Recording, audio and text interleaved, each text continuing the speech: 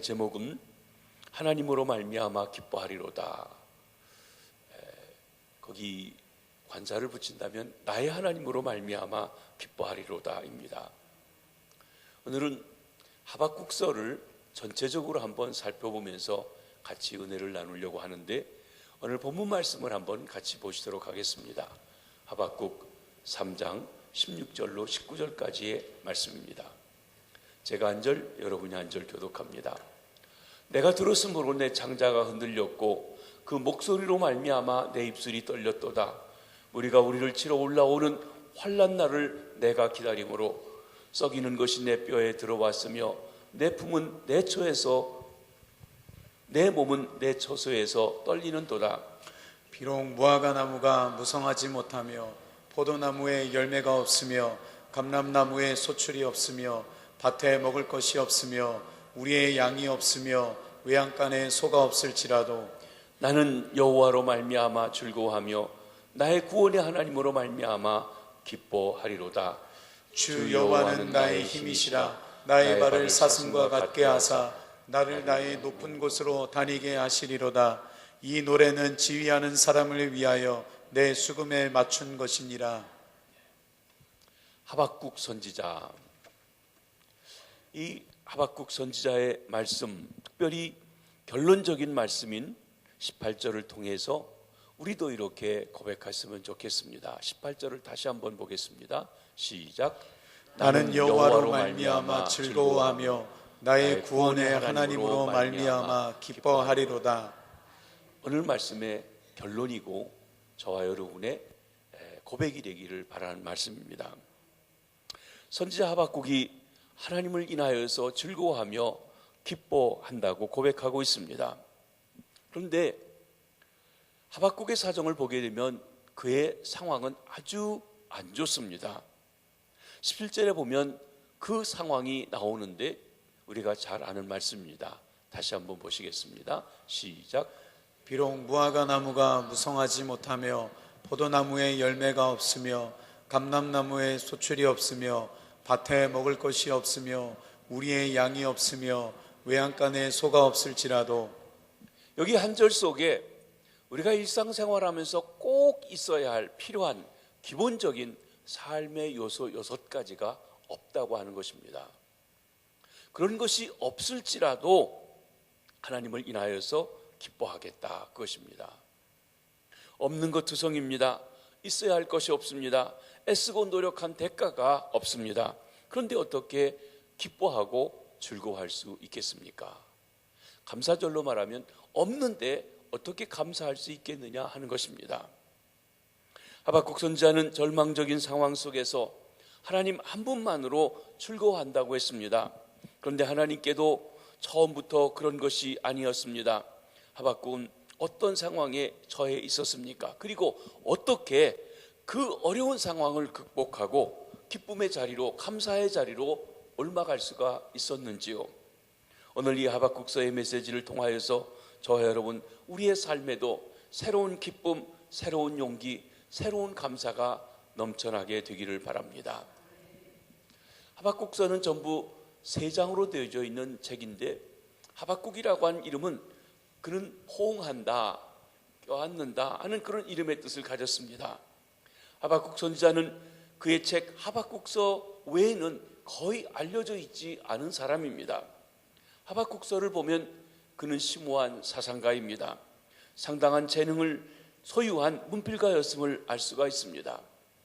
하박국은 지금부터 약 2600년 전인 BC 600년경에 살았던 예언자인 것입니다. 하박국 당시의 국제 정세는 한마디로 혼돈이었습니다. 한때 세계를 호령하던 강대국 아수르 제국이 멸망했습니다. 그리고 새로운 세계 강대국으로 지금 애굽 역시 죽음의 국군이 기울어져 있었고, 그런 와중에 신흥국가인 바벨론이 강대한 국가로서 세력을 가지고 국제 무대에 등장하고 있었던 것입니다.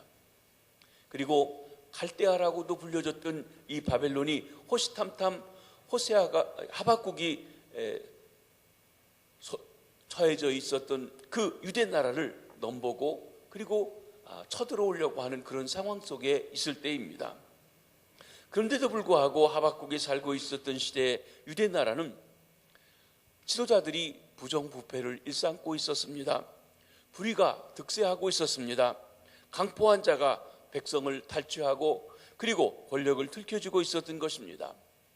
선지자 하박국은 이런 세태를 보며 한편으로 염려하고 다른 한편으로는 염려하고 의심하고 있었던 것입니다.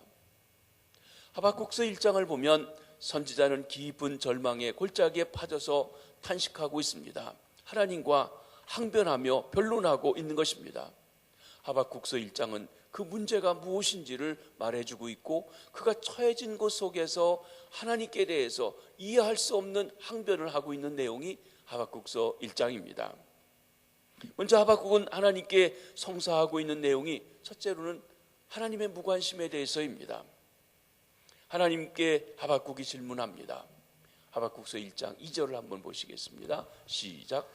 여호와여, 내가 부르짖어도 주께서 듣지 아니하시니 어느 때까지리이까? 내가 강포로 말미암아 외쳐도 주께서 구원하지 아니하시나이다. 왜 하나님 이 악한 세상을 심판하지 아니하십니까? 왜 악이 득세합니까? 하나님이 계시고 하나님이 다스리신데 나라가 이 모양 이 꼴입니까? 이 사회가 이렇게 불의가 행하고 있습니까? 내가 기도해도 왜 듣지 않습니까? 그리고 하나님 어찌 이렇게 세상이 험하단 말입니까? 하나님 정말 정의 하나님 맞습니까? 그랬더니 하나님께서 뭐라고 대답하십니까? 하나님은 신흥 강대국 바벨론 갈대아 사람들을 통해서 강포를 행하고 있는 유다 백성들을 때가 되면 심판하시겠다고 말씀하시는 것입니다. 여기 5절, 6절부터 8절까지의 말씀을 한번 보십니다. 시작. 보라, 내가 사납고 성급한 백성 곧 땅이 넓은 곳으로 다니며 자기의 소유가 아닌 거처들을 점령하는 갈대아 사람들을 일으켰나니 그들은 두렵고 무서우며 당당함과 위엄이 자기들에게서 나오며 그들의 군마는 표범보다 빠르고 저녁 이리보다 사나우며 그들의 마병은 먼 곳에서부터 빨리 달려오는 마병이라 마치 먹이를 움키려 하는 독수리의 나름과 같으니라. 하나님의 백성의 지도자들이 연약한 백성들을 탈취하고 부정부패를 행하고 사치와 향락을 하고 그 쾌락에 빠져 있습니다. 어떻게 나라가 이 모양이 되도록 하나님의 백성이 이럴 수 있냐고 항변했더니 하나님이 그들을 심판하시겠답니다. 심판하시는데 신흥 강대국 갈대아 바벨론을 통해서 그 나라를 심판하시는데 그 나라는 두렵고 무섭고 당당하고 위엄이 있는 나라입니다. 여기 이렇게 표현했습니다. 그 군대가 표범같이 빠르고 저녁 이리보다 사납고 그리고 멀리서 달려오는데 어떻게 빨리 오는지 감당할 데가 없을 것이라고 말하고 있는 것입니다. 이런 하나님의 계획에 대해서 선지자 하박국이 하나님 앞에 또 성사합니다. 그것은 뭐냐면 하나님 모순입니다 것입니다. 그 내용은 이런 것입니다. 하나님, 당신은 모순이 있습니다. 어떻게 우리 하나님의 백성을, 소위 하나님의 백성을 벌하시기 위해서 우리보다 훨씬 못하고 악하고 악랄하고 잔인한 그 백성들을 통해서 우리를 하십니까? 우리보다 의롭고 또 경건하고 그렇다면 모르는데 더 악한 나라에게 우리를 짓밟도록 허락하십니까? 우리는 당신의 선택한 백성이 아닙니까? 그런데 어떻게 당신의 백성이, 우리 하나님의 백성인 유다 백성이 하나님 우리를 징벌하시기 위해서 그같이 악하고 모진 이방 민족 갈대아를 사용하실 수가 있습니까? 하고 항변하고 있는 것입니다. 오늘 하나님을 믿고 있는 저와 여러분, 우리에게도 그렇지 않습니까? 때로 하나님이 무관심하신 듯 합니다. 불러도 대답 없는 이름이요, 하나님이 그렇게 기도해도 들어주지 않습니다. 아무 일도 하지 않으시는 것 같아요. 우리에 대해서 전혀 무관하신 것 같다는 것이에요. 내가 그렇게 일터를 달라는데 일터를 안 주고, 내가 배우자를 구하고 그렇게 구하는데 배우자 콧배기도 안 보이고, 또 내가 방황하고 있는 우리 자녀를 위해서 하나님 구원해 달라고 기도하는데 계속 또 삐뚤어지고 나가고 있고, 내가 병든 몸을 고쳐달라는데 나을 생각은 안 하고, 하나님 왜 이 사회에 범람하고 있는 죄와 패역함을 바라만 보고 계십니까? 도대체 이 사회가 어떻게 되고 이 일이 어떻게 하십니까? 하나님 살아계신 것입니까? 알고 계십니까? 하나님 하나님이십니까? 이렇게 항변하면서 하박국이 하나님을 바라보고 있는 것입니다. 선지자 하박국은 좀 더 높은 곳 성루에 올라가서 하나님을 기다리며 바라보는 일을 전념했습니다. 자기로서는 도저히 이해할 수 없어서 그래도 하나님께 대한 기대를 하고 성 꼭대기에 올라가서 외형적이지만 상징적이지만 하나님을 바라보고 있는 것입니다. 이 장에서는 바로 그 하나님을 바라보며 하나님께서 어떻게 역사하시는지 기대하는 장면에 대한 말씀이 이 장에 나옵니다. 2장 1절을 한번 보시겠습니다. 시작.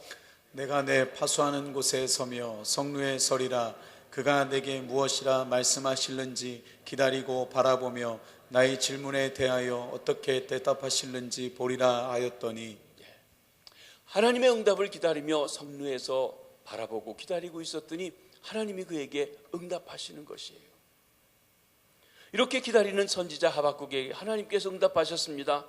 하나님께서는 먼저 하박국에게 이방 나라 바벨론의 편만에 있는 악을 보게 하셨던 것입니다. 그리고 5가지 재앙에 대해서 말씀해주고 있습니다. 여기 이렇게 말씀하십니다. 6절에 보면 화 있을진저 자기 소유 아닌 것을 모으는 자여.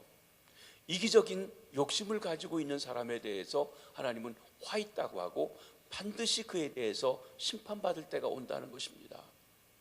이기적인 욕심을 내지 마십시오. 하나님이 보실 때 화 있다고 얘기하십니다. 9절에 보면 자기 집을 위하여 부당한 이익을 취하는 자는 화 있을진저. 탐심하는 자, 장사하시는 분들 부당한 이익 얻지 마십시오. 부당한 청탁을 받고 돈벌이 할 때 그저 땀 흘리지 않고 돈 들어오는 것 좋아하지 마십시오. 땀 안 흘리고 돈 들어오는 것을 불안당이라고 그랬습니다. 불안당들, 당장은 좋아 보일지 모르지만 쉬워 보일지 모르지만 반드시 하나님께서 심판하십니다. 화 있을진저 하신 것입니다. 착취하는 자에 대해서 12절에 말합니다. 피로 성읍을 건설하며 불의로 성을 건축하는 자에게 화 있을진저. 남을 억누르고 착취하고 그래서 도시를 이루고 국가를 이루고 성을 이룬 그 공동체, 하나님께서 화 있을진저 하십니다.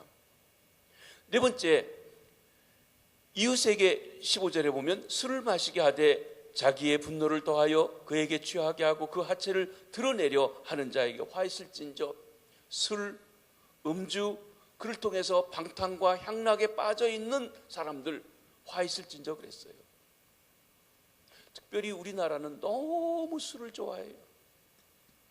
제가 미국에 오래 있다가 한국에 와서 어쩌다 이렇게 연습국 보면요, 여자도 술, 젊은 애도 술, 그저 끝나면 술이에요. 어째 이렇게 술 문화가 있고 술 취하면 그저 짐승처럼 개처럼 되듯이 그렇게 행하고 있는데 그것이 아주 아름다운 미풍양속인 것처럼 미화돼서 있는 모습입니다. 근데 성경에 말씀하십니다. 술을 권하며 술 취하며 그로 말미암아 방탕하고 한 것에 대해서 화 있을진저 하나님의 심판의 대상이라고 말씀하십니다. 19절에 보면 나무에게 깨라 하며 말하지 못하는 돌에게 일어나라 하는 자에게 화 있을진저.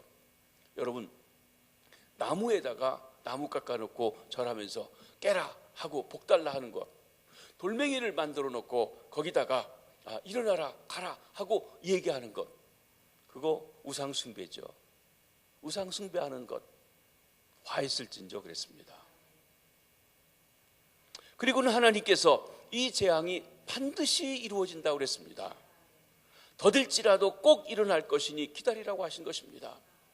하나님은 역사 안에 일어나고 있는 화 있을진저 한 일에 대해서 반드시 심판을 하실 터인데 그게 우리 사람이 볼 때는 더뎌 보이고 악이 잘 돼 보이고 불의한 것이 승해 보이고 그리고 의로운 사람들이 안 되는 것 같은 그런 부조리해 보이고 또 불합리해 보이는 일들이 일어날 수 있다는 것입니다. 그런데 반드시 그들이 심판받을 때가 올 것이니 기다리라고 그랬습니다. 기다리는 것이 믿음입니다.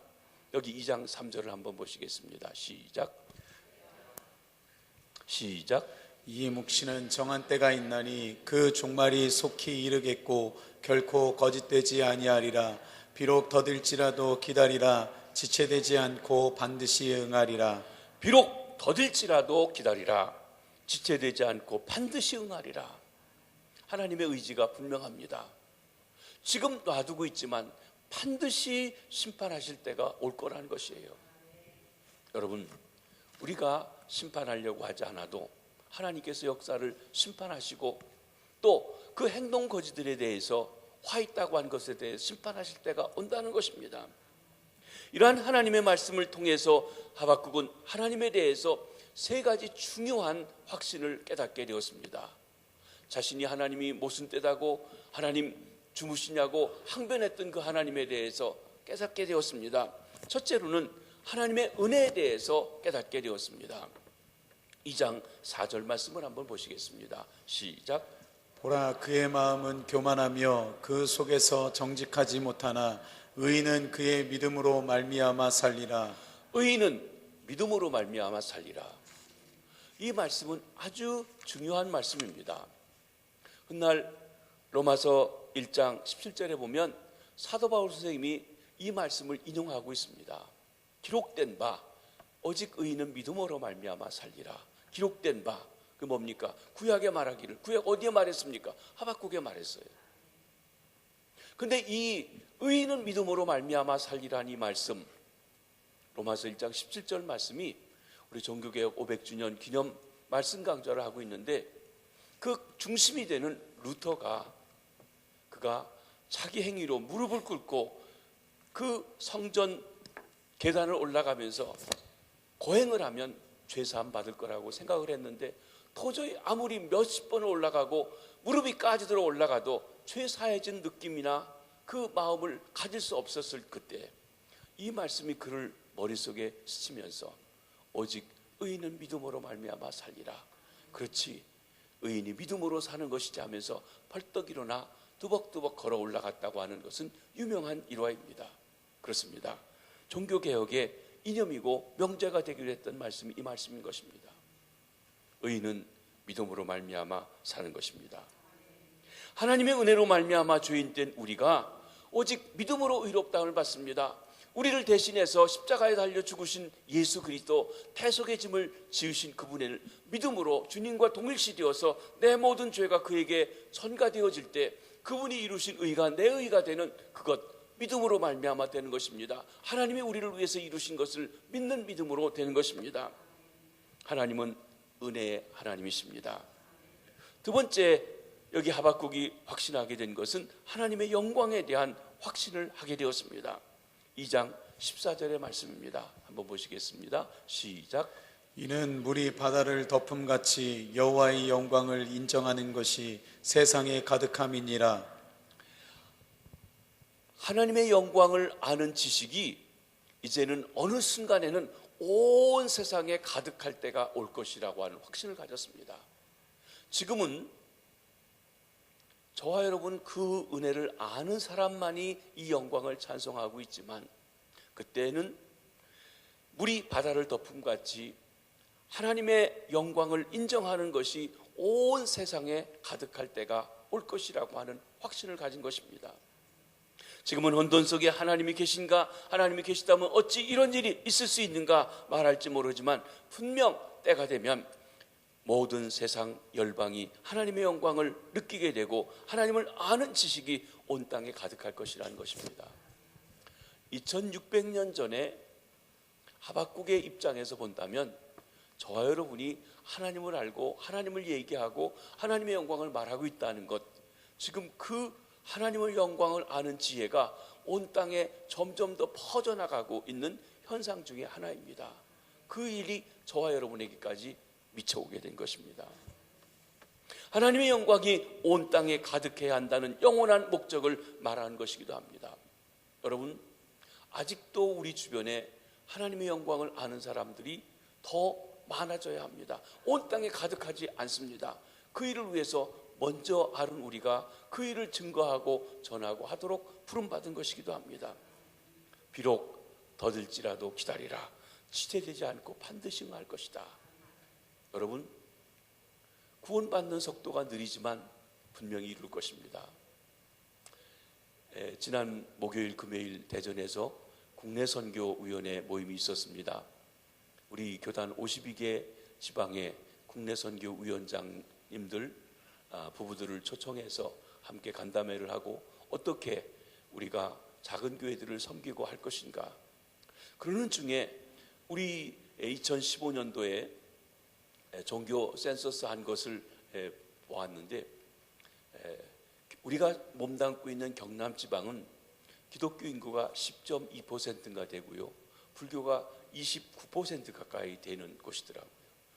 전 시도 중에서 제주도가 10%쯤 되고, 그리고 경남이 10.2%로 두 번째로 복음화율이 얕은 지역이 경남입니다. 그러니까 아주 어려운 지역에 살고 있죠. 90%가 하나님을 알지 못하고 있습니다. 오직 10%예요. 긍정적으로 보면 그 10% 속에 저와 여러분이 있어서 하나님을 아는 영광에 있다는 걸 감사합니다. 그러나 한편에서 90%가 모르는데 그들에게도 이 하나님을 아는 은혜가 증거되어야 할 터인데 왜 이렇게 더디지? 왜 이렇게 안 믿지? 하는데 기다리라고 하십니다. 그날이 반드시 올 것이니 기다리라. 비록 더딜지라도 기다리라. 지체되지 않고 응하리라고 하셨습니다. 그날이 오게 될 줄 믿습니다. 세 번째 확신은 하나님의 다스림에 대한 확신을 하게 되었습니다. 그래서 그는 20절에 이렇게 고백합니다. 한번 보십니다. 시작. 오직 여호와는 그 성전에 계시니 온 땅은 그 앞에서 잠잠할지니라 하시니라. 하나님이 온 세상을 다스리고 계시므로 그분께 순종하라. 하나님과 더불어 변론하지 말라. 하나님이 무슨 일을 하셔야 된다고 말씀드리지만 하나님 이거 하시죠, 저거 하시죠, 가르쳐 드리려고 하지 말라. 하나님은 그분의 주권 가운데 모든 일을 하시는 분이시지 내가 일하라고 해서 하고 저거 하라고 해서 저거 하시는 분이 아니시라는 것이에요. 우리는 하나님의 절대 주권 앞에 순종하고 따라야 할 뿐이지 하나님 그것도 못해요 저것도 못해요 하고 가르쳐 드려야 할 분이 아니라는 것입니다. 하나님은 하늘에 계시고 자신의 보좌에서 그 백성을 돌보고 계십니다. 하나님은 자신이 해야 할 일에 대해서 잘 알고 계십니다. 하박국에게 있어서 하나님이 그분의 성전에 계시다. 오직 여호와는 그 성전에 계시니 이 말씀은 이 진리를 깨달은 것은 굉장한 확신입니다. 바벨론 사람들이 쳐들어와서 예루살렘 성전을 무너뜨리고 성전의 기물들을 다 파괴하고 훔쳐가고 빼앗아가고 할지 모릅니다. 그러나 하늘에 있는 성전만큼은 범하지 못합니다. 흠이 없고 거룩하게 보존될 것입니다. 그 누구도 하나님의 성전을 침입하지 못합니다. 하나님은 그 이름을 두신 예루살렘 성전이 패망될다 할지라도 패망되게 두십니다. 왜 그러십니까? 하나님을 믿는 하나님의 백성들이 하나님을 온전히 믿지 아니하고 자기 욕심과 욕망에 취하여서 잘못된 삶을 살아가기 때문에 심지어 하나님이 욕을 먹어도 그 성전을 파괴시키면서까지라도 그들에게 깨우쳐 주시는 일인 것입니다. 그렇지만 하늘의 성전만큼은 결코 범할 수가 없다는 것입니다. 그리고 거기에서 하나님께서 온 세상을 다스리고 계시다는 말씀입니다. 그러기에 여기서 우리는 하나님이 온 세상을 다스리시는 분임을 알 수가 있습니다. 여기 본문 20절을 이렇게 우리가 해석할 수 있습니다. 하나님께서 다스리시니 그분께 순종해라. 그분이 다스리시니 잠잠해라. 온전에는 그 앞에서 잠잠할지니라 하고 있는 것입니다. 그렇습니다. 오늘날 우리도 그렇습니다. 우리가 이 세상을 바라볼 때 단지 그곳에서 일어나는 불의와 재앙만을 보고 있다면 낙심하게 될 것입니다. 이 세상이 왜 이렇지? 기독교인들이 이렇게 기도하는데 세상은 왜 이렇게 험하고 어렵지? 부당한 일들이 왜 자꾸 일어나지? 한다는 것입니다. 우리는 하박국이 보았던 것처럼 주위에서 이기적인 야심, 탐심 같은 죄악들을 보게 될 것입니다. 또 남을 해치며 죽이고 탈취하는 것도 볼 것입니다. 음주와 우상 숭배도 보고 사치와 향락과 쾌락에 빠져서 허우적거리고 있는 사람들을 바라볼지도 모릅니다. 그러나 선지자는 우리에게 이렇게 말씀하십니다. 오직 재앙만 바라보지 말라. 너희 눈을 좀 더 높이 들어서 하나님을 보라. 우주 만물을 지으시고 역사를 주관하시는 하나님을 보라. 하나님은 성전에 계시니 너희들은 잠잠해라. 그리고 그 하나님 앞에 굴복하라고 말씀하십니다. 4절 하반절에 의인은 그의 믿음으로 말미암아 살리라. 하나님의 은혜를 바라보라는 것입니다. 그리고 하나님을 볼 수 있는 믿음을 가지라는 것입니다. 14절에 이른 물이 바다를 덮음같이 하나님의 영광을 인정하는 것이 세상에 가득하리라. 이 말씀은 하나님의 영광을 바라보라는 것입니다. 지금 하나님을 떠난 인간들의 부끄럽고 수치스러운 것에 상심하지 말고 그 뭐 이상으로 역사하시는 하나님의 영광을 바라보라는 것입니다. 그리고 20절에 오직 여호와는 그 성전에 계시니 온 땅은 그 앞에서 잠잠할지니라 말씀하신 대로 하나님의 다스림을 기다리고 바라보고 입 다물고 하나님의 통치를 받으라고 말씀하시는 것입니다.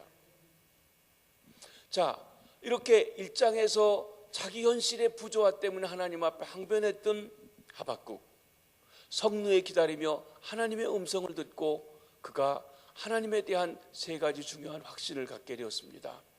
이제 3장에 넘어가면서 하나님의 음성을 통해서 확신을 갖게 된 하박국이 기다리고 바라보던 자리를 떠나서 이제 하나님이 누군지 알았으니까 그에게 예배하는 자리로 나아가게 되는 것입니다.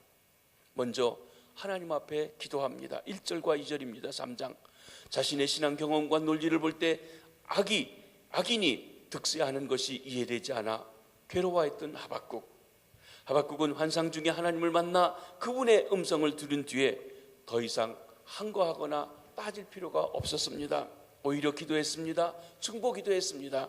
하박국 3장 2절 말씀입니다. 한번 보십니다. 시작. 여호와여, 내가 주께 대한 소문을 듣고 놀랐나이다. 여호와여, 주는 주의 일을 이 수년 내에 부응하게 하옵소서. 이 수년 내에 나타내시옵소서. 진노 중에라도 긍휼을 잊지 마옵소서. 여기 하박국이 자기 동족을 위해서, 자기 나라를 위해서, 그 사회를 위해서 중보 기도하는 2가지 기도가 있는 것입니다. 첫째는 부흥케 해달라는 것입니다. 여호와여, 주는 주의 일을 이 수년 내에 부흥케 하옵소서. 이 말씀이 교회 부흥을 위해서 인용되는 말씀으로 쓰여졌는데 사실은 문맥에 맞지 않는 말씀이기도 합니다. 여기 부흥한다라고 하는 말은 살아나게 한다라고 하는 말의 피동 명령형으로 죽은 것이나 다시 다름없는 것을 다시 살리는 것을 말씀합니다. 그러기에 부흥케 한다는 말씀에는 부활하게 한다, 힘을 북돋워준다, 황무지에서 장미꽃을 피게 한다 하는 뜻을 포함하고 있습니다. 최악의 상황에서 하나님의 영광이 임할 것이라고 하는 소망을 바라보고 있습니다. 그 상황은 지금 처참하고 악하고 이해가 되지 않지만 하나님께서 아름답게 바꾸어 주실 것에 대한 소망이기도 한 것입니다. 2번째로는 긍휼을 기도하고 있습니다. 진노 중에라도 긍휼을 잊지 마옵소서 그랬습니다. 하박국 선지자는 우리가 하나님의 진노를 받아 멸망받아 마땅한 사람들이지만 마치 부모가 자식의 허물을 덮어주듯이 하나님께서 당신의 백성 허물을 감싸주시기를 기도하고 있는 것입니다. 선지자는 하나님의 백성에 대한 심판, 하나님의 백성이면서 하나님의 이름을 욕되게 하고 제사를 드리지만 헛되이 드리고 형식적으로 하나님을 섬기고 있는 이 백성들을 하나님께서 포로 잡아가서 70년 동안 바벨론에 포로 잡아가서 그들이 고생당할 것을 말씀하십니다. 그런데 그 중에 선지자는 오 하나님, 70년 동안 기다리지 마시고 이 수년 내에 지금이라도 즉시 긍휼을 베풀어서 회복시켜 주십시오 라고 하는 기도입니다. 그게 이 수년 내에 부흥케 하옵소서 하는 얘기예요. 하나님이 그 화를 내시고 진노하시고 심판하신 일을 그렇게 오래 놔두시지 마시고 빨리 회복하셔서 다시 살아나게 해주십시오 라고 한 그것입니다. 하나님은 자신의 공의로움을 쫓아 죄악을 반드시 징계하실 수밖에 없습니다. 여러분, 참고 좋은 말로 이야기할 때 돌아오셔야 됩니다. 하나님은 반드시 심판하십니다. 그런데 크신 사랑을 따라서 또한 죄를 씻어주시고 용서해 주십니다. 하나님은 심판과 진노 중에라도 자비와 긍휼을 베풀어 주십니다. 하나님은 언제나 자신의 자비가 하심 가운데 심판을 행하시는 것입니다. 이렇게 부흥과 긍휼을 기도한 하박국은 나아가서 하나님께서 역사 속에서 하셨던 일들을 기억합니다. 즉 하나님의 말씀을 묵상하고 과거의 역사에 하셨던 일들을 되새겨보면서 그 하나님이 오늘 우리에게 어떻게 역사하실지에 대해서 돌아보는 시간을 갖게 된 것입니다. 하박국 선지자는 먼저 하나님의 오심, 하나님의 나타나심, 하나님의 역사 가운데 오심에 대한 것을 묵상하고 노래합니다.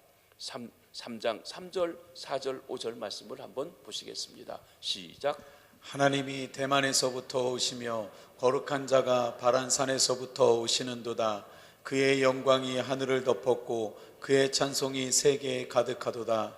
그의 광명이 햇빛 같고 광선이 그의 손에서 나오니 그의 권능이 그 속에 감추어졌도다. 역병이 그 앞에서 행하며 불덩이가 그의 발밑에서 나오는도다. 여러분, 이 말씀은 과거에 하나님이 이스라엘 백성 중에 오셨던 일에 대한 것을 기억하고 되새기면서 과거의 사건이 오늘 어떻게 역사한지에 대한 묵상의 말씀인 것입니다. 그러니까 이 말씀이 과거의 사건과 어떻게 연관되는지를 보셔야 이 말씀의 뜻을 알 수가 있습니다. 하박국 선지자는 이스라엘 백성이 애굽에 탈출해서 가나안으로 가던 중에 하나님께 율법을 받았던 시내산, 그리고 시내산 위에 강림하셔서 율법을 주셨던 하나님을 기억합니다. 출애굽기 19장에 보면 하나님이 시내산에 직접 강림하십니다. 한 사람이 아니라 온 백성이 지켜보는 가운데 임하십니다. 산에 구름이 가득하고 그리고 지진이 나서 흔들리며 불이 올라가고 어떤 나팔 소리 같은 소리가 들리고 천둥 번개가 치면서 하나님이 그곳에 임재하시는데 얼마나 두렵고 떨렸는지 그 모습을 기억합니다. 그들은 기록을 통해서 이 사건을 계속 기억하고 있는 것입니다. 그렇습니다. 하나님은 거룩하신 분이십니다. 거룩한 자가 바란산에서부터 오신다고 그랬어요. 하나님은 영광으로 오셨습니다. 그의 영광이 하늘을 덮었습니다. 구름으로 덮었습니다. 불기둥으로 덮었습니다. 또 여기 하나님의 권능도 함께 나타납니다. 그의 권능이 그 속에 감추었도다. 무서운 소리와 이런 것으로 그 권능으로 다가왔던 것입니다. 그 하나님께서 이제 과거 출애굽 때만 역사하신 하나님이 아니라 하박국 시대에 또 역사하시는 하나님이라는 것입니다. 그 하나님이 이제 우리 시대에도 오실 것입니다. 여러분, 우리 역사를 주관하시는 분도 우리 하나님이신 줄 믿으시길 바랍니다. 그 하나님께서 예수 그리스도를 통해서 우리에게 오셨습니다. 그 하나님께서 예수 그리스도를 통해서 우리에게 오셨을 때 그의 자비의 영광을 그 가운데 나타내셔 주신 것입니다. 그리고 우리는 예수 그리스도를 믿음으로 구원받아 하나님 자녀가 되고 하늘나라를 소망하며 살아갈 수 있게 된 것입니다. 하박국 선지자는 하나님의 일어서심에 대해서 묵상하고 있습니다. 앉아 계신 하나님이 일어서셨다. 어떤 행동을 하시려고 하는 것입니다. 6절, 7절 말씀을 보십니다. 시작. 그가 서신즉 땅이 진동하며 그가 보신즉 여러 나라가 전율하며 영원한 산이 무너지며 무궁한 작은 산이 엎드러지나니 그의 행하심이 예로부터 그러하시도다. 내가 본즉 구산의 장막이 환란을 당하고 미디안 땅의 휘장이 흔들리는도다. 여러분, 하나님이 가만히 계시면 다 악인들이 지 뜻대로 되는 것 같지만 하나님이 참다 못해서 무언가 행동하시려고 일어서시면 온 땅이 벌벌 떤다는 거예요. 지진이 나고요.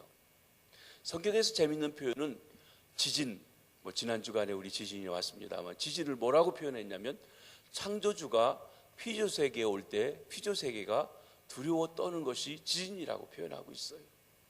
하나님의 역사하심 속에 일어나는 자연현상 중에 한 가지가 지진입니다. 하나님이 일어서셨습니다. 하나님은 그 누구도 두려워하지 않습니다. 하나님이 땅에 오셔서 서시니까 세상에서 일어나는 모든 일을 감찰하십니다. 하나님은 세상을 떨게 하십니다. 이 말씀은 이스라엘 백성이 출애굽해서 가나안 땅에 들어갈 때를 묵상하고 있는 말씀입니다. 이 말씀을 통해 우리는 깨닫습니다. 두려워하지 말라. 하나님께서 가까이 서 계신다. 하나님이 무슨 일을 행하실지 염려하지 말라. 하나님은 하나님이 하셔야 될 일을 잘 알고 계시다. 하나님 편이라면 하나님의 보호와 구원을 받을 것이라는 것입니다. 하나님이 오셔서 일어서셨습니다. 선지자는 하나님께서 나아가서는 이제 서실 뿐만 아니라 진군하심을 보았습니다. 과거에 하나님께서 원수를 치시기 위해서 진군하심을 목격하신 것입니다. 하나님께서 강과 바다와 모든 것을 흩으셨습니다. 여기 8절 말씀을 한번 보십니다. 시작. 여호와여 주께서 말을 타시며 구원의 병거를 모시오니 강들을 분이 여기심이니까 강들을 노여워하심이니까 바다를 향하여 성내심이니까. 여러분, 이 구절이 구약의 어떤 사건들을 시화해서 노래하고 있다면 무엇이겠습니까? 홍해 바다를 가른 사건이에요.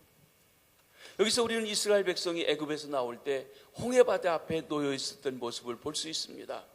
하나님께서 바다를 갈라서 그들을 건너게 하셨습니다.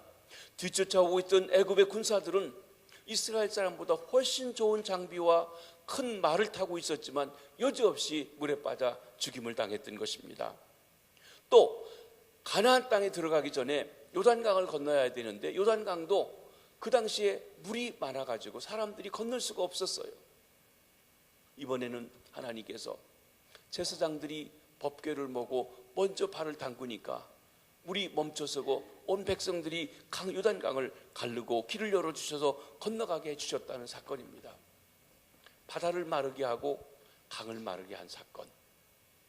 사랑하는 성도 여러분, 하나님은 저와 여러분 우리를 위해서도 이와 같은 일을 하실 수 있는 분이심을 믿으시기를 바랍니다. 하나님의 자녀인 우리가 그 뜻 가운데 거한다면 하나님께서 우리를 위해서도 이 같은 일을 하시는 줄 믿습니다. 그뿐 아닙니다. 하나님께서는 해와 달도 멈춰서게 하신 분이셨습니다. 11절을 한번 보십니다. 시작. 날아가는 주의 화살의 빛과 번쩍이는 주의 창의 광채로 말미암아 해와 달이 그 처소에 멈췄나이다. 이 말씀은 구약의 어떤 사건을 우리에게 연상시켜 줍니까? 여호수아 10장에 보면 가나안 땅을 점령해 가던 중에 여호수아가 아말렉과의 전쟁을 일으키게 되었습니다. 이제 싸움이 무르익어서 조금만 더 싸우면 아말렉을 다 진멸시킬 수 있는데 해가 지려고 그래요. 해가 지면 어둡습니다. 요즘같이 밤에도 조명탄을 쏘고 전쟁할 수 있는 그런 상황이 아니기 때문에 해가 지면 적군들에게 쫓기는 적군들에게 시간을 주고 회복할 수 있는 시간을 주고 다시 회복할 수 해서 대열을 다시 짤 수 있는 시간을 주기 때문에 지금 쫓아가는 길에 조금 더 진멸시켜야 되는 그런 상황입니다. 그때 여호수아는 하나님께 기도하며 이렇게 외쳤습니다. 태양아, 너는 기브온에 머무르라. 달아, 너도 아헬란 골짜기에 그리할지어다. 여러분, 그랬더니 여호수아의 말을 들으시고 하나님께서 태양이 그 자리에 서게 했어요. 달도 그 자리에 서게 했어요. 언제까지요? 여호수아의 군대가 아말렉을 다 물리칠 때까지 그랬다는 것입니다. 그러니까 이 말이 날아가는 주의 화살과 빛과 번쩍이는 주의 창이 지금 창과 칼이 싸우고 있을 때 하나님께서 달과 그리고 해도 멈춰서게 하셨던 그 일에 대해서 묵상한 것입니다. 하나님께서 해와 달을 멈추게 하셨습니다. 하나님은 해와 달도 멈추게 하시는 분이십니다. 하박국 선지자는 해와 달을 멈추게 하시면서 그 백성을 도우셨던 하나님을 묵상하고 있습니다. 그 하나님이 역사의 주관자로 지금도 살아계시다면 지금도 그렇게 그 백성을 도우실 수 있는 분이라는 것입니다. 나아가 하나님께서 악한 세력을 무찌르십니다. 12절을 한번 보시겠습니다. 시작. 주께서 노를 말하사 땅을 두르셨으며 분을 내사 여러 나라를 밟으셨나이다. 여러분, 이것은 이제 가나안 땅을 점령할 때를 얘기하는데 하나님이 진군할 때 그를 막아설 수 있는 사람은 아무도 없습니다. 사랑하는 성도 여러분, 하나님께서 저와 여러분을 위해서도 일하시며 역사하시며 대적을 물리쳐 주시며 무엇이든지 하실 수 있는 분이심을 믿으시기를 바랍니다. 그런데 왜 하나님께서 하나님의 백성들을 향하여서 도와주시지 않을까요? 그들이 이름만 하나님의 백성이지 하나님을 섬기고 있지 않았습니다. 우상 숭배했습니다. 그래서 오히려 그들보다 훨씬 악한 갈대아 사람들, 바벨론 사람들을 통해서 그들을 징계하시고 정결케 하시게 하기 위해서 지금 심판하시고 있는 것입니다. 이런 하나님의 역사를 묵상한 하박국 선지자는 이제 하나님을 찬양하게 되었습니다. 그런데 거기에는 단계가 있습니다. 먼저는 하박국도 두려워 떠는 단계가 있습니다. 이렇게 하나하나 하나님의 역사 속에서 행하셨던 하나님의 위대한 일을 묵상할 때 하박국은 두려웠습니다. 16절이 그 두려움을 표현한 말씀입니다. 한번 읽어보십니다. 시작. 내가 들었으므로 내 창자가 흔들렸고 그 목소리로 말미암아 내 입술이 떨렸도다. 무리가 우리를 치러 올라오는 환난 날을 내가 기다림으로 썩이는 것이 내 뼈에 들어왔으며 내 몸은 내 처소에서 떨리는도다. 여러분, 북한이 지금 쳐들어와서 전쟁이 일어났다고 하면 여러분 어떻습니까? 다리가 후들후들 떨리고 가슴이 뛰고 어디로 숨지, 뭘 사다가 재워야 되겠지, 어떡하지 하면서 난리가 날 것입니다. 그렇죠? 바벨론이 쳐들어오는데 그 표범보다 빠르고 저녁 이리 때보다도 날카롭게 먹이를 낚아채는 그 군대가 와서 우리를 짓밟고 무수히 죽이고 잔혹하게 빼앗고 우리가 일궈온 모든 것을 약탈해 가고 할 그들을 바라본다고 할 때 여러분 누가 안 떨리겠습니까? 하박국은 하나님께서 하시는 일을 보면서도 지금 그 심판 앞에 노출되어 있는 백성, 그래서 곧 적군이 쳐들어올 것을 바라보면서 그는 내가 들었으므로 내 창자가 흔들리고 속에 있는 창자부터 흔들린다는 것이에요. 그 목소리로 말미암아 내 입술이 떨렸도다. 우리를 치러 오는 환난 날을 내가 기다림으로. 여러분, 적군이 지금 쳐들어오고 진격해 오는 그 소리를 듣고 그걸 기다리고 있어야 하는 그 심정이 어떻습니까? 썩이는 것이 내 뼈에 들어왔으면 내 뼈가 썩는 것 같다는 거예요. 여러분, 아파 보신 분 중에서 제일 아픈 게 뭡니까? 뼈 아픈 거예요. 뼈골에 썩는 것 정말 얼마나 아픈지 몰라요. 뼈의 진액이 생명의 근원이 그곳에 있다고 합니다. 뼈가 썩는 것 같이 아프다고 그랬습니다. 내 몸은 내 처에 있어서 떨리는도다. 이게 냉정하게 현실입니다. 우리가 남의 얘기니까 쉽게 보고 그냥 이게 재밌게 읽지만 그렇지가 않은 것이에요. 하나님의 말씀을 듣고 그 심장이 뛰었습니다. 입술이 떨립니다. 뼈는 녹고 다리는 후들거립니다. 하박국은 하나님의 역사하심 속에 뼛속 깊이 느껴오는 두려움을 체험했던 것입니다. 그리고 하박국은 믿음으로 반응합니다. 그는 그러한 정말로 두렵고 떨리는 현실 속에서 하나님을 바라보며 하나님을 찬양합니다.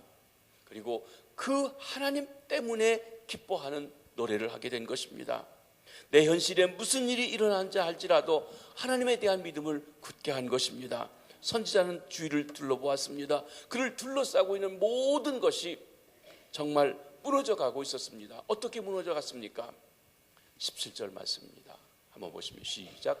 비록 무화과 나무가 무성하지 못하며 포도나무에 열매가 없으며 감람나무에 소출이 없으며 밭에 먹을 것이 없으며 우리의 양이 없으며 외양간에 소가 없을지라도.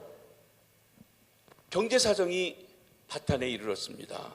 바벨론 군대가 쳐들어오면 모든 것이 다 파괴되고 더욱더 파괴되어 갈 것입니다. 약탈당할 것입니다.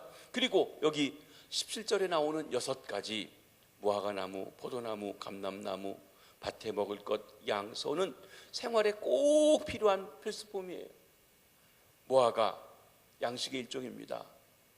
우리나라에도 요즘에 무화과가 나죠.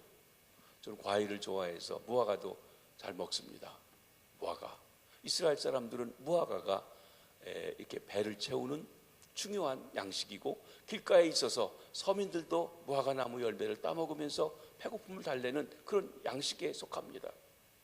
포도, 음료수 중에 주종을 이룹니다.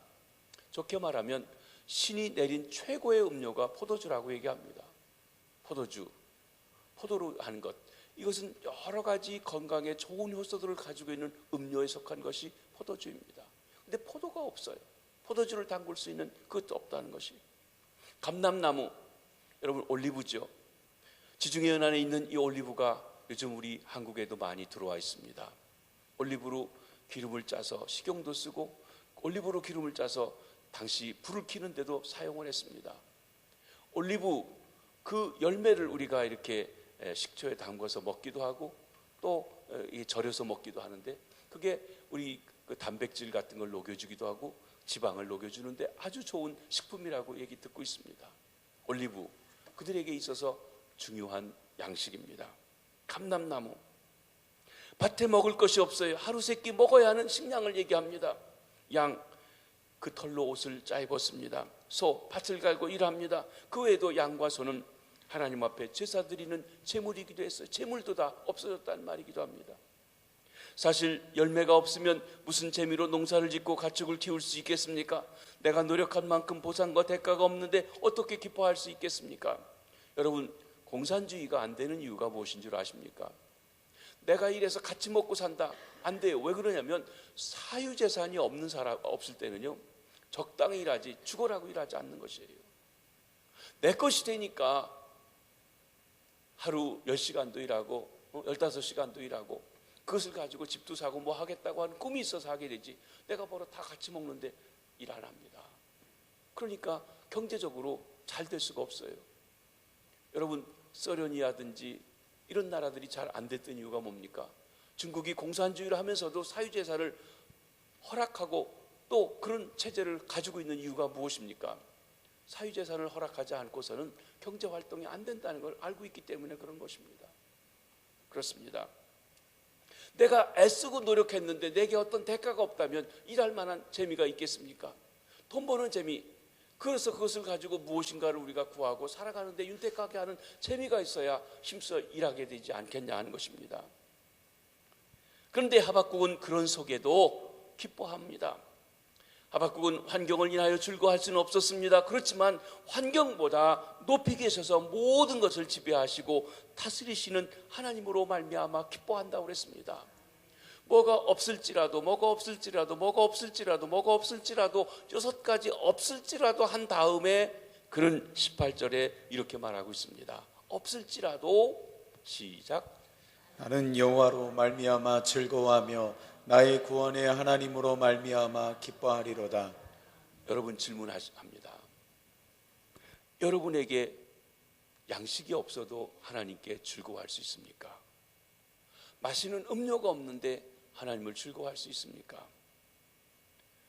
내가 불을 켜는 기름이 떨어지고 그 올리브 열매를 먹을 그것도 없는데 기뻐할 수 있습니까? 내가 밭을 농사를 졌는데 아무것도 걷어서 먹을 양식이 없는데 기뻐할 수 있습니까?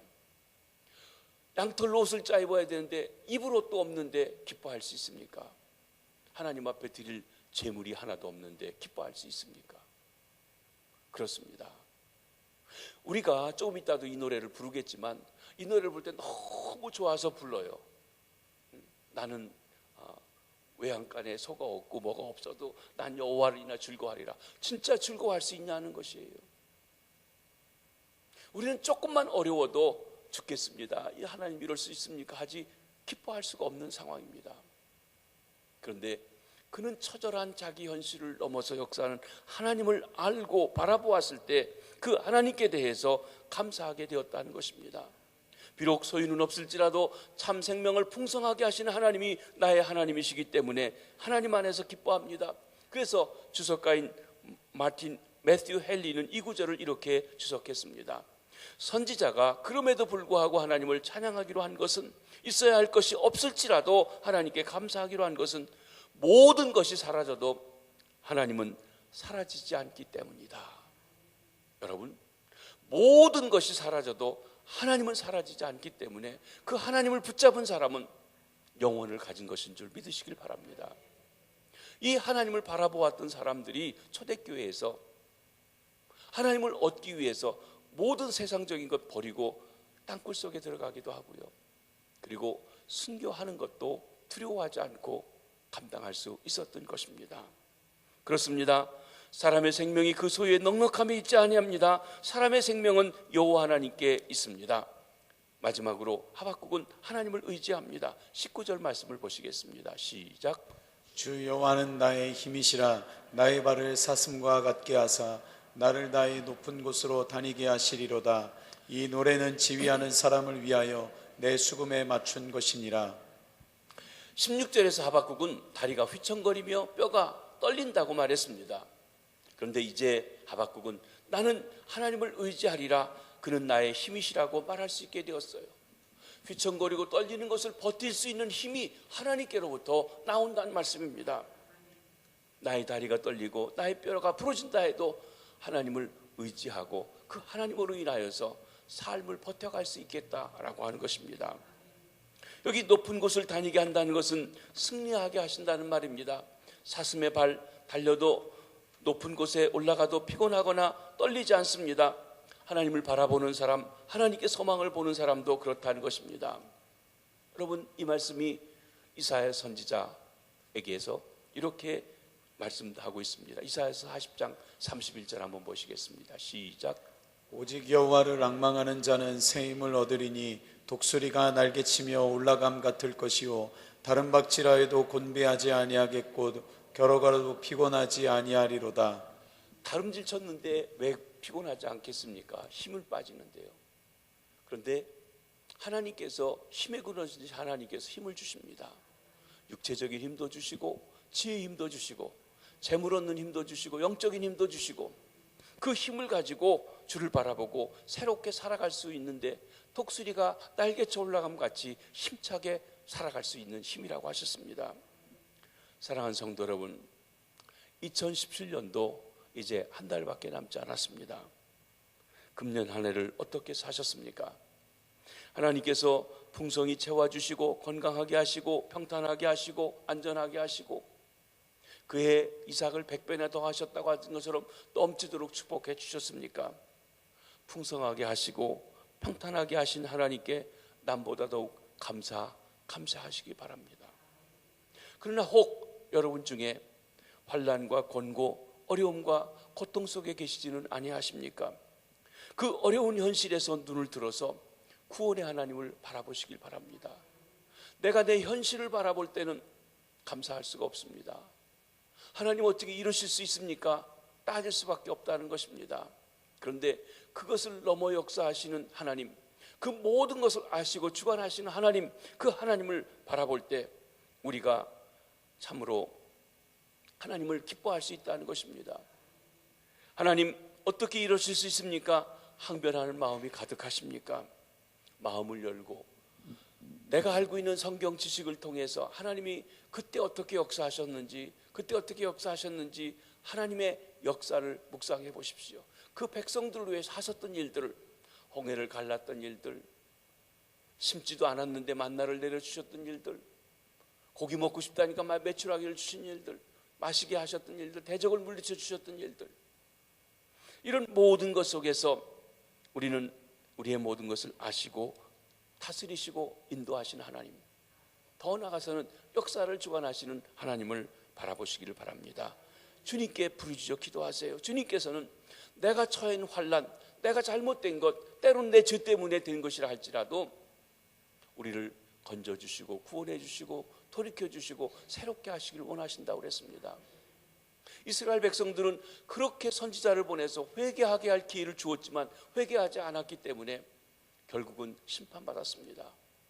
니느웨 성은 요나가 설교했을 때 회개하고 돌이키고 왕에서 신하까지 심지어 짐승들에게까지 금식하며 회개하고 돌아왔을 때 하나님께서 그들에 대한 심판을 유보하셨던 것을 보는 것입니다.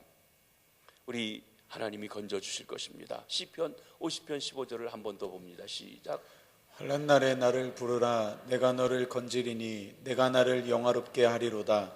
주님께서 우리를 환난에서 건지실 뿐만 아니라 우리로 사슴같이 뛰게 하고 높은 곳에 다니게 하십니다. 하나님을 영화롭게 할 수 있게 해주시겠다고 하셨습니다. 우리 힘대신 여호와 하나님을 바라보십시오. 의지하십시오. 그리고 고백하시기를 바랍니다. 우리 하박국서 3장 18절 19절 상반절 말씀이 저와 여러분의 고백이 되시길 바랍니다. 시작. 나는 여호와로 말미암아 즐거워하며 나의 구원의 하나님으로 말미암아 기뻐하리로다. 주 여호와는 나의 힘이시라. 나의 발을 사슴과 같게 하사 나를 나의 높은 곳으로 다니게 하시리로다. 우리가 하나님을 인하여서 기뻐할 수 있고 구원의 하나님으로 말미암아 기뻐하게 될 때 하나님이 우리의 힘이 되시고 우리 발이 사슴과 같이 어디로 가든지 피곤치 않고 우리를 마침내 승리하게 하시며 높은 곳에 다니며 하나님을 영화롭게 하는 귀한 삶이 이루어지게 되시길 바랍니다. 감사의 달입니다. 나의 하나님을 인하여서 기뻐하는 감사하는 저와 여러분 되실 수 있기를 주의 이름으로 축복합니다. 우리 무화과나무 잎이 마르고 포도나무 열매가 없으며 감람나무 열매 그치고 논밭에 식물